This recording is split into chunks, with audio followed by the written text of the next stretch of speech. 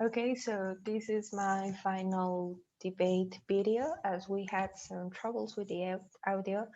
I'm going to put in each intervention I made in different times, and I'm going to put the chronometer. Yeah, okay. So let's start with the first argument that I say.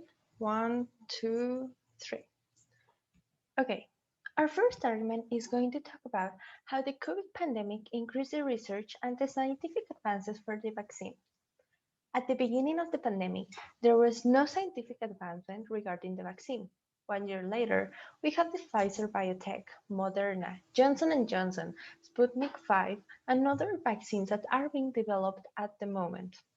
The process of a vaccine is divided into three phases. In the past, this process could last at least 10 years, but with this global emergency, this has to be even faster. According to an article of the BBC, there are great advances in the international cooperation due to the number of laboratories that are studying the genetic composition of COVID-19 and also keeping track of the mutations of the virus. Something really important to say is the time record of people getting vaccinated. That this shows that there's not only being a scientific advancement, but also in the social part. Of course, while talking about vaccines, there are some side effects, well, in any in any type of medication. The response depends on the body of each person. According to the Center for the Control and Prevention of Diseases, says that the side effects may be worse if people already have an important health condition, but that in general, the side effects of the vaccine are even better than getting COVID without it. To finalize, in case of getting this disease with the vaccine in your body, the hospitalization levels rates decrease exponentially, and this also creates immunity for the future. Okay, my time was 1 minute with 46 seconds, so I'm gonna pause it. Okay, right now I'm going to stick with the structure that the moderator did in the debate.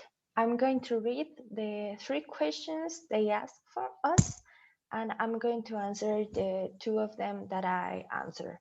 So in times, I don't know how that ended up being, but it's the thing that we did at the debate. So the first one is, do you think that the virus has brought a positive effect on today's younger generations that do not have the appropriate equipment for online classes and that they cannot leave their house due to quarantine?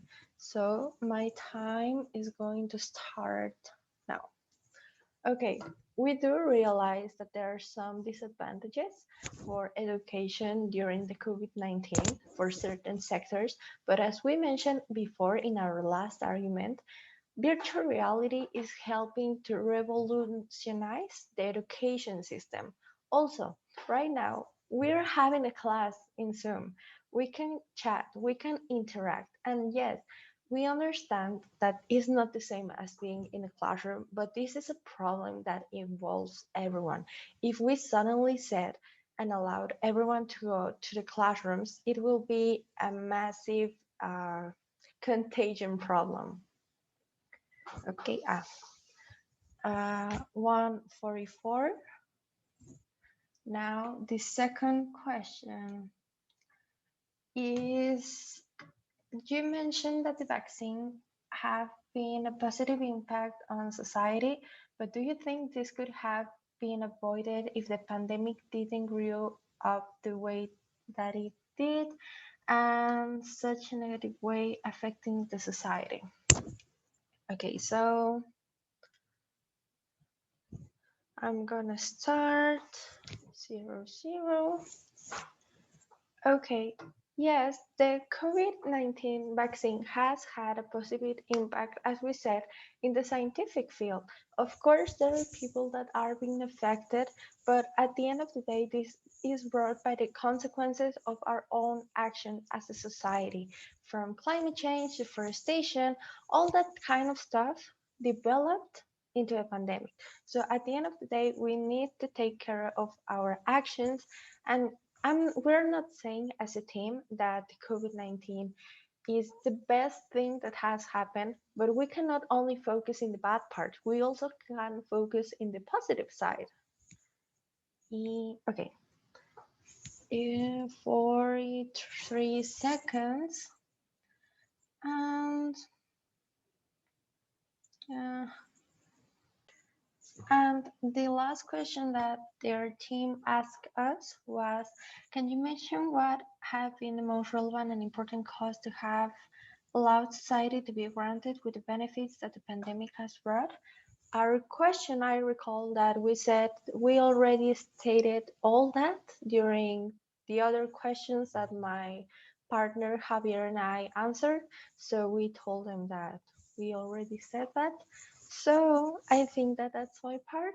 And thank you. My name is Andrea Amador, matrícula A0165 2955.